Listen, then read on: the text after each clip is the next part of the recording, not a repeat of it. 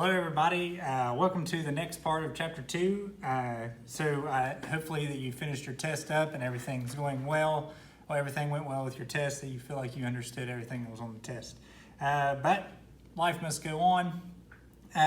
So today we're going to start jumping into the second half of chapter 2, and this is whenever geometry starts getting a little bit more nitty-gritty and things start becoming more intensive, and there's a right way to do it, there's a wrong way to do it. It's a lot less on what you think, it's more on what you know. Okay, so today we're going to define a few things, we're going to go over a few postulates, and we're going to jump into angles, so we're going to start moving into angles. And we're also going to do our first proof, which I'm pretty excited about because I really enjoy proofs. I'm hoping that by the time we get to proofs that I've set everything up well enough that you can understand how to process your logic in order to show that something is reasonable from a postulate. Okay, so here on the screen we have a few what I'll be going over today. Read through it, see if you can familiarize yourself with it. If you feel like you understand this well enough, you can skip to the end and go ahead and look at the proof. If not, go ahead and go ahead and watch the video on. Go ahead and watch what I go over on these different topics. And all right, so let's jump into it. So first off, we're going to define a ray.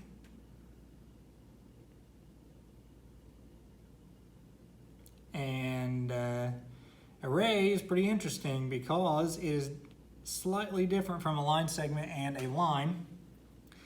And a ray is a series of points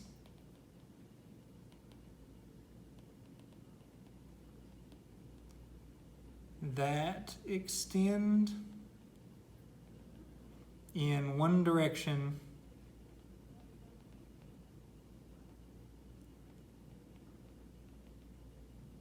infinitely.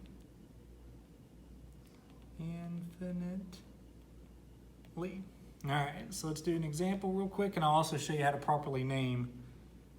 I've noticed that some of you might not be understanding how to properly name these, but I'll really quickly go on.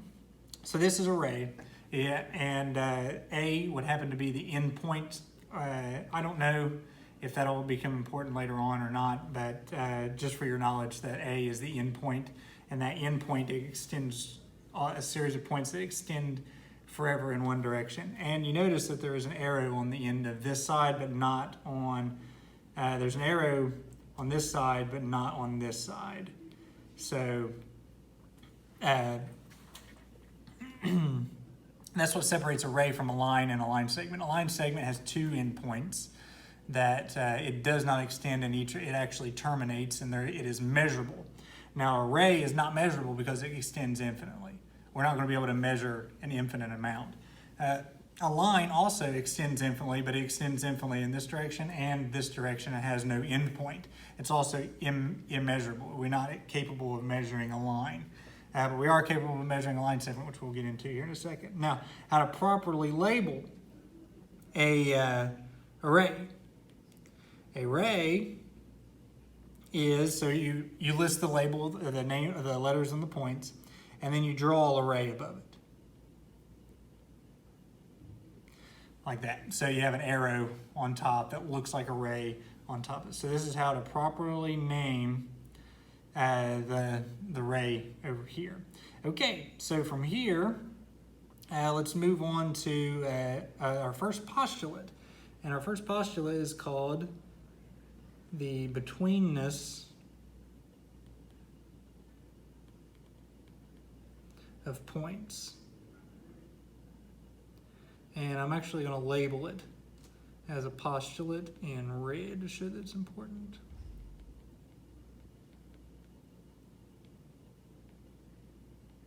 Okay, so this is a postulate, which means that we can assume that this is true. It's self-evident that just by looking at it, we know that it's true.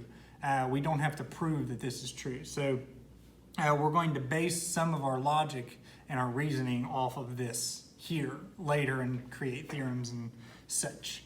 All right, so before we get started, or before I actually state the postulate, I'm going to draw a few points here. Let me make sure I get it straight. Let's do it like this. We'll draw our line and then give our endpoints. So notice that this is a line segment, which means it's measurable. And we're going to name it with capital letters A, B, and C. This is a line segment, and these 3 points are collinear. So let's start our postulate. If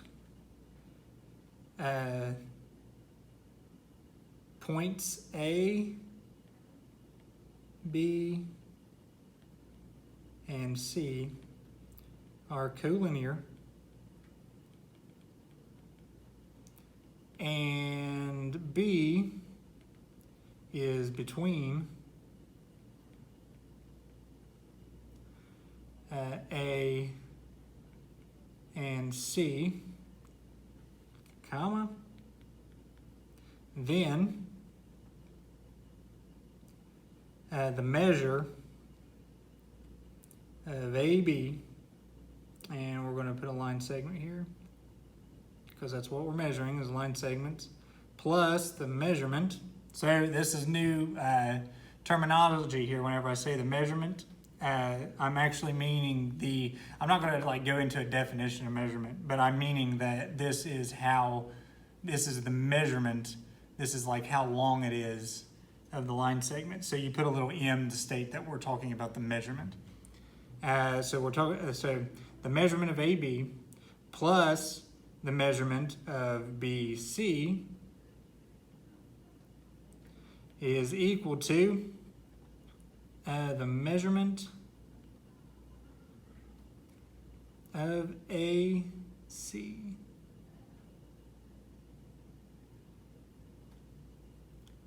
There we go. So I'm going to go ahead and kind of walk you through this. So the measurement of AB is how long the distance between point A and point B is. We're wanting to know. It could be like 7 inches. It could be 3 meters. It could be any distance, And the measurement of AB plus the measurement of BC is equal to, this light green here, the overall measurement of the whole thing. And let's do an example really quickly.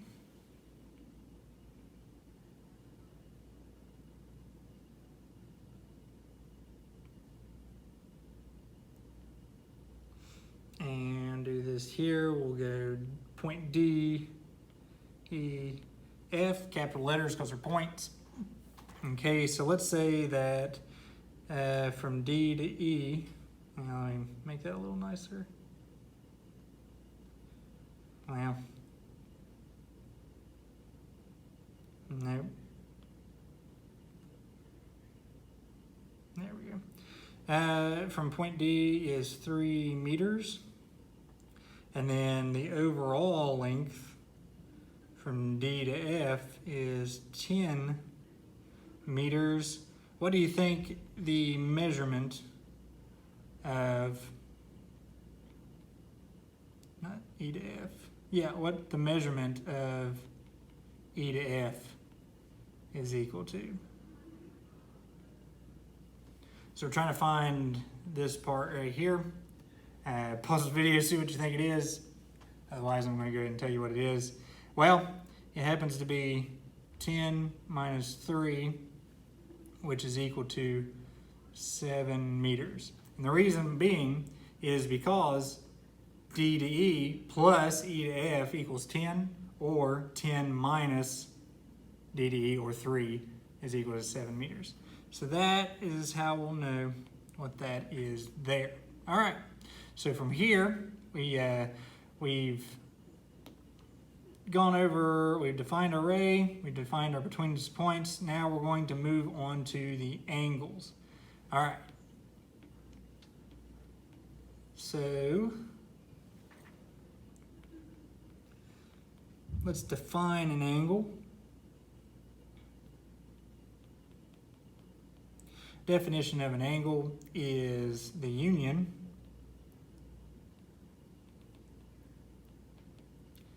of two, I'm going to make that lowercase, two or more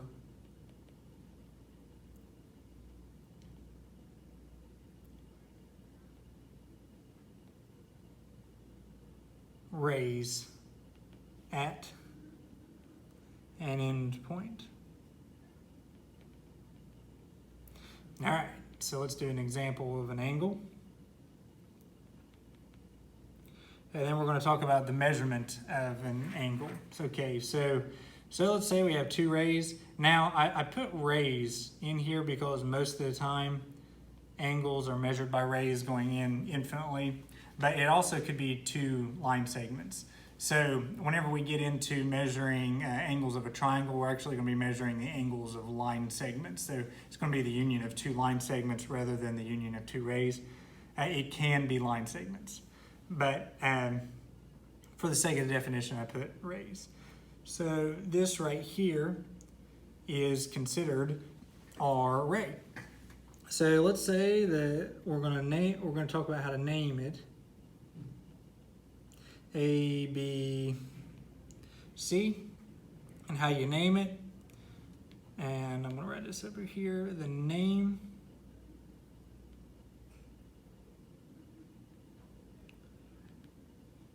of this angle is you draw an angle just like this. Angle A, B, C, where B is in the middle. It could be C. I'm going to go ahead and write that. Or angle CBA. Doesn't matter. The reason being that it doesn't matter is because the only thing that separates it here, it must be these three letters to know which endpoints that you're going to be using.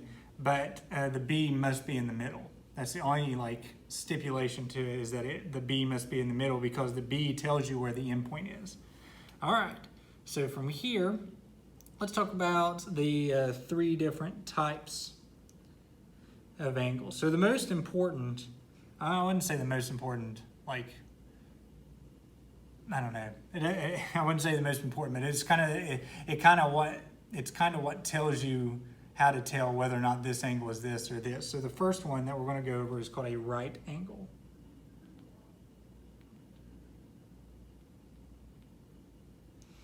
Now, a right angle is an angle that measures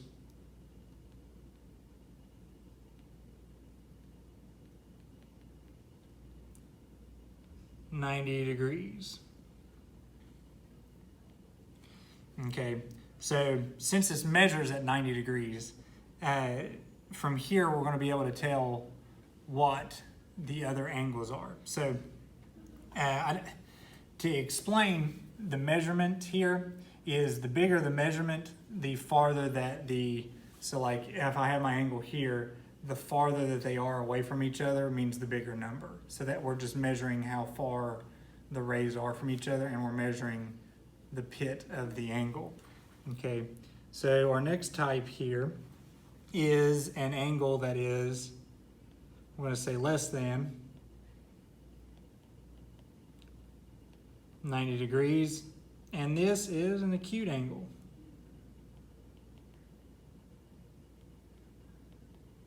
Think like teensy weensy, like cute. Acute angle is less than 90 degrees. And then an angle that is greater than 90 degrees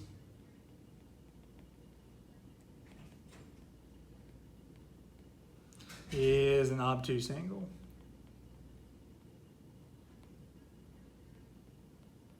So those are our three different types of angles. You have the right angle, which is, I'm going to go ahead and draw examples of these over here. Let me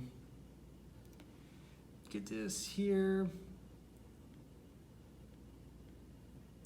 I'm going to make this more presentable. This is going to look something like that. And then we denote it with a box. Box means it's 90 degrees. For an acute angle, looks something like that. And then an obtuse angle,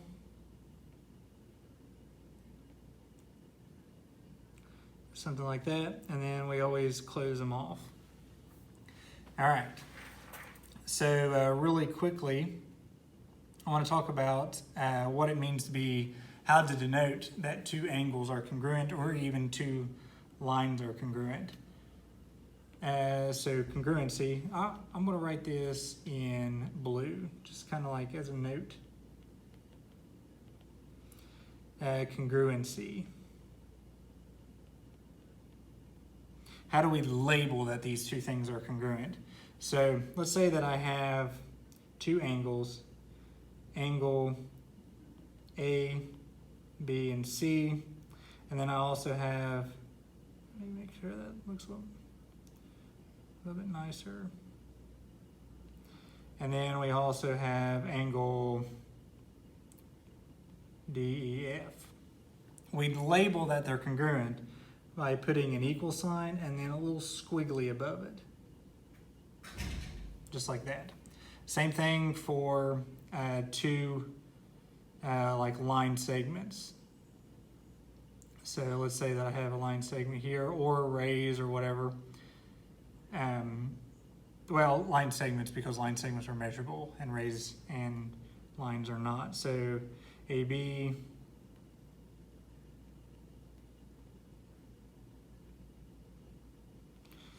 we would just put an equal sign with it, and that means that these two lines or angles are congruent. That means that they're equal in measurement. Okay, so we've talked about the angles and the three types of angles. Now we're going to talk about the betweenness of rays. Okay, so betweenness of rays, this is a postulate.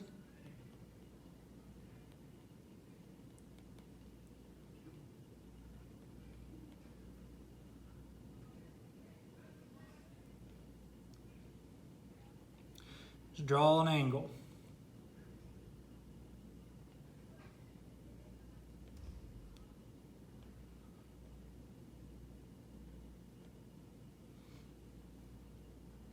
All right, so we have an angle here. We have angles here. We're going to say A, B, C, and D. So this will kind of give you a feel of if you have multiple angles connected to the same endpoint, how to name them and label them. I think you'll get to see a little bit of that here. So if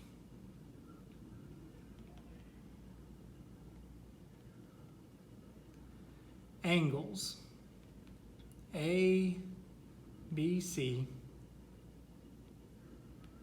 let's name this properly, A, B, C, comma, angle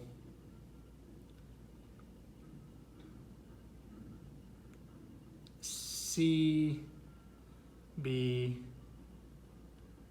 D, and ABD,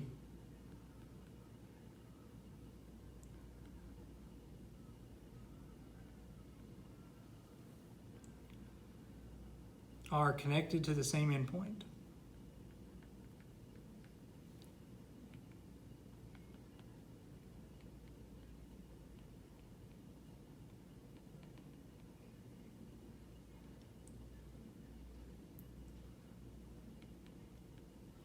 Then the measurement, notice we're going back to the measurement of ABC plus the measurement of angle CBD is equal to the measurement of angle, let's see here, ABD.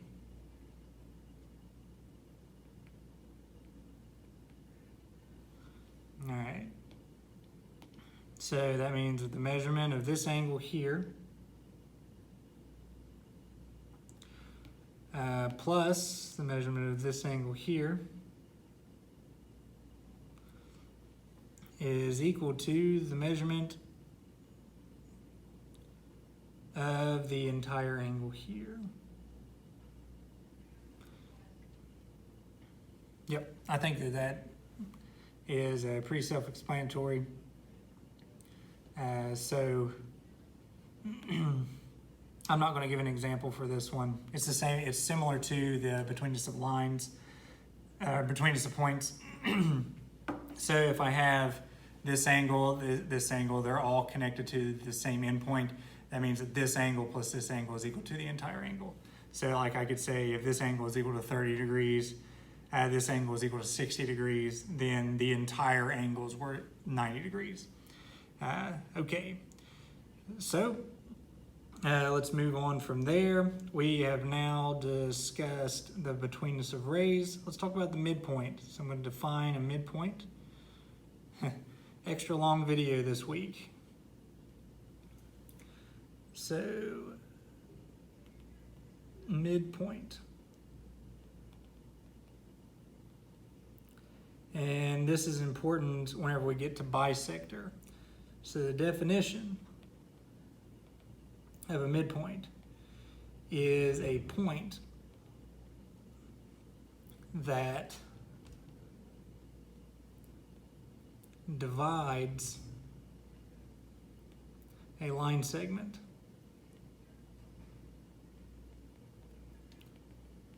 into equal parts. And do an example really quickly.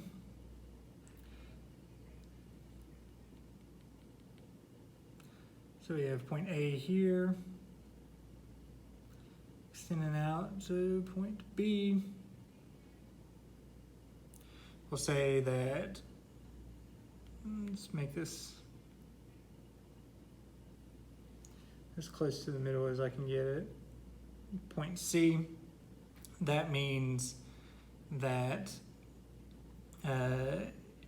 line segment AC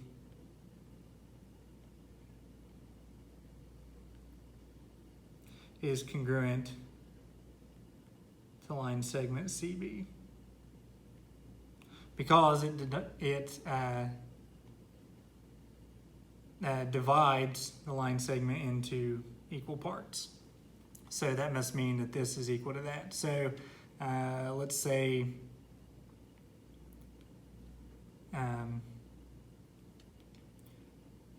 let's say that the overall is 10 meters, then that must mean that this is 5 meters and this is also 5 meters. So I could have put that the measurement of line segment AC is equal and not congruent to measurement of CB, but I didn't. I wanted to show what congruent means, that these two line segments are equal in measurement. Okay.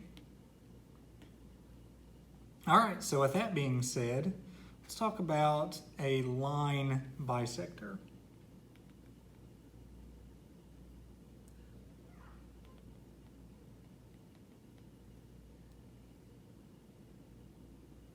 Pretty sure, yeah, it's an OR.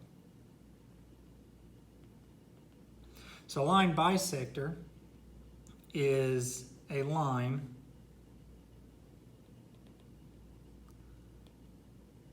that passes through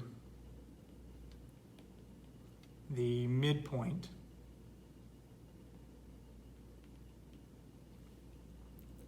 of a line segment.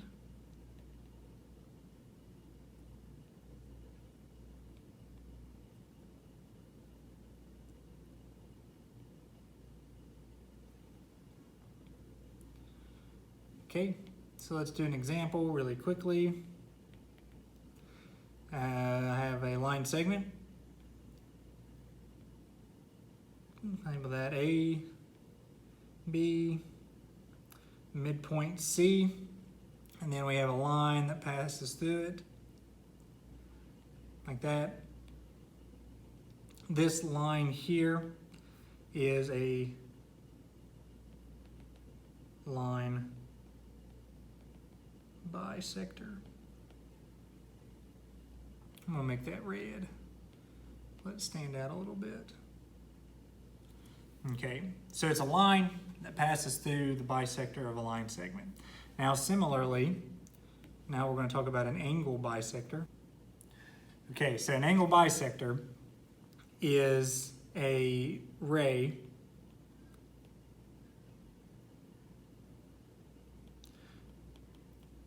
that divides an angle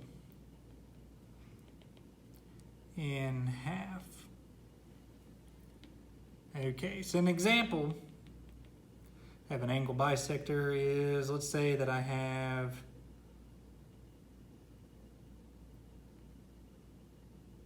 some line or some angle here,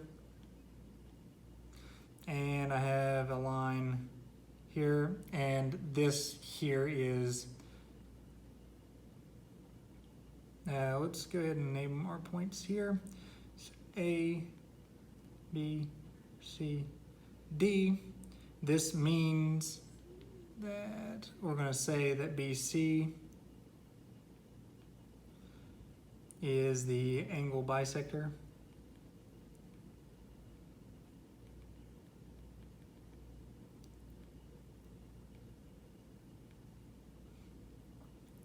And what this means is that angle ABC is congruent to angle CBD.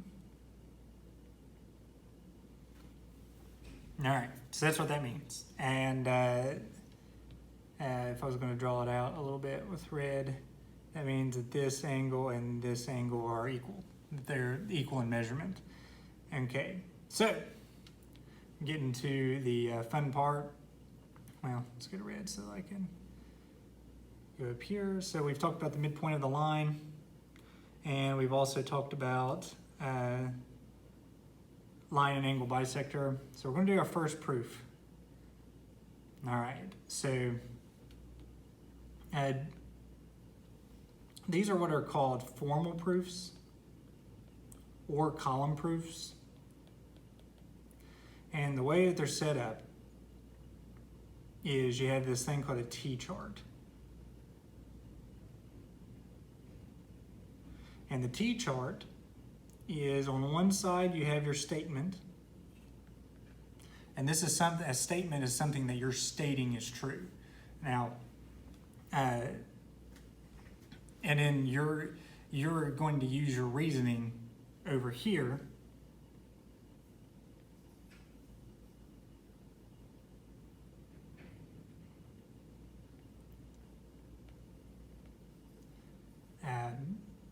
and how you why you think it's true.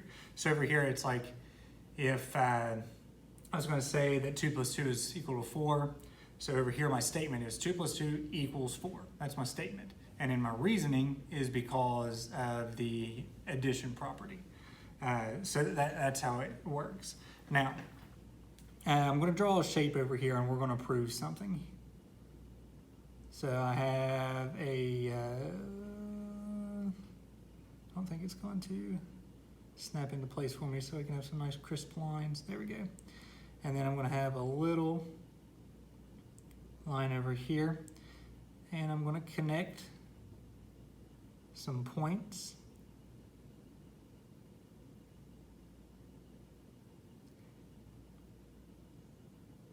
throughout it.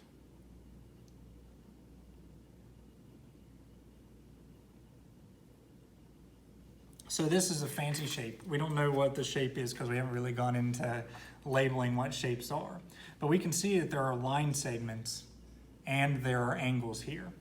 Okay, so let's go ahead and name our points A, B, C, D, E. And we're going to show, okay, so we're going to have some given information here. Given information is something that, like, whoever is giving you this to prove, they're giving you this information to show you that that you can assume that this information is true. So, like, I've already measured this. I know that this is true. This is what I can base my proof off of. Okay, so the given information is that angle ADB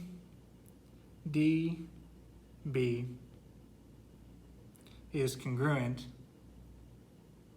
to angle BEC. So that means that this angle here is congruent to that angle there. Those two angles are congruent. Okay, and then our next information is that line segment, well, let me draw in black, make sure,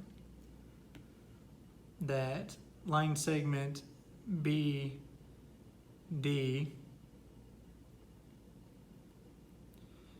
bisects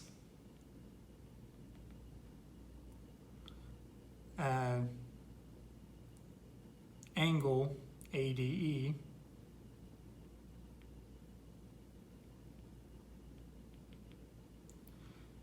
and then we're also going to say that line segment BE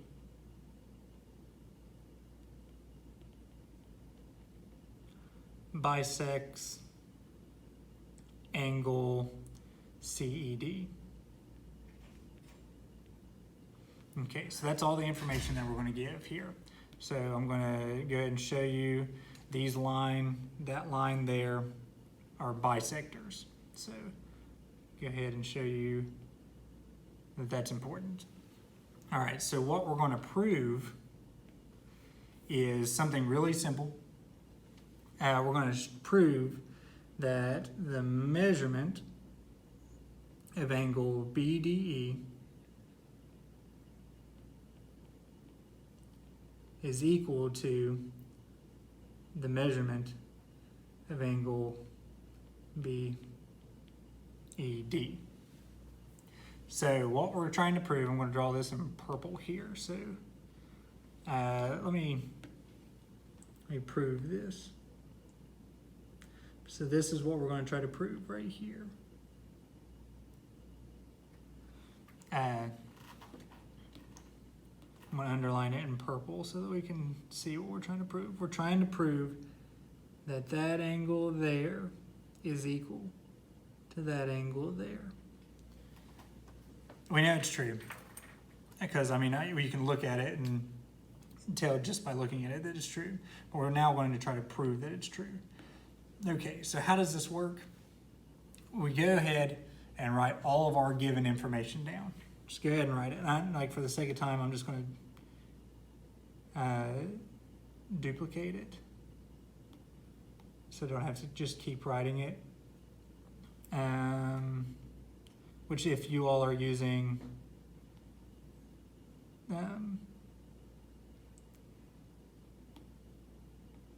Google Docs, you can feel free to copy and paste. I'm gonna get rid of that. No. Get rid of that. And then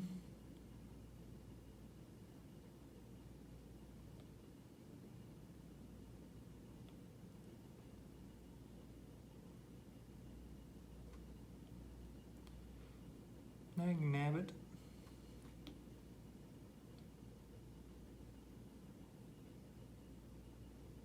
Almost would have been simpler to just Write it. Okay, so go ahead and write all of your given information as statements down. We're going to state that these are true, and the reason that they're true is because they're given.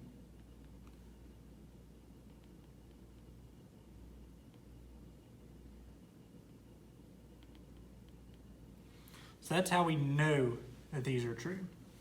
Okay, so the next thing I'm going to do is I know that angle BDE is equal to, I know that angle BDE is congruent to angle ADB.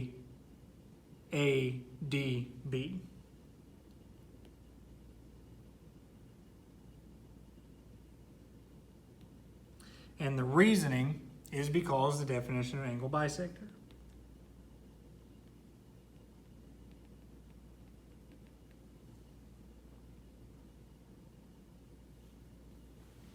Now, from here, I'm going to say the exact same thing, but on the other side. So I'm going to say that angle BED is congruent, let me make that a little bit more noticeable, to angle, so BED is equal to angle CEB. And that is also because of the angle bisector. Since that line bisects them, the definition says that this angle must be equal to this angle because the bisector cut them in half. So they must be equal. So I'm just stating that, and then my reasoning is because of the definition of angle bisector. So from here, so we've got that right. Now, if we look at our given information, it says that, I'll write this in red because it's important. It says that angle ADB is equal to angle CEB. Let me erase that so I can write it in. I wrote it correctly.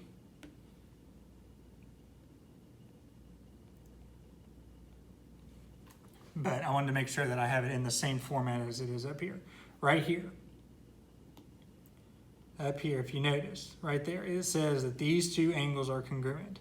Since those two angles are congruent, and these are also congruent to them, we can now say that this angle here is congruent to that angle.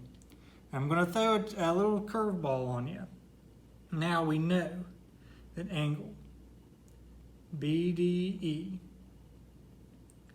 the measurement of angle, because they're congruent, is equal to the measurement of angle BED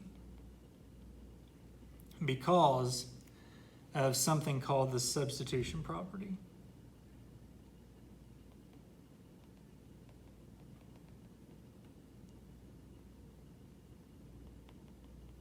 Okay, so I'm gonna highlight that, and we're gonna do it in green. Substitution property. I want you to tell me what the substitution property is. So that's going to be a question from the video. I want you to research a little bit and tell me what the substitution property is. Now, if you notice really quickly, I'm going to draw this in blue. Right here is what we were trying to prove, and that is exactly what the last answer is. So that means that that we have proven the statement, and to show that we've proven it, we draw a little box.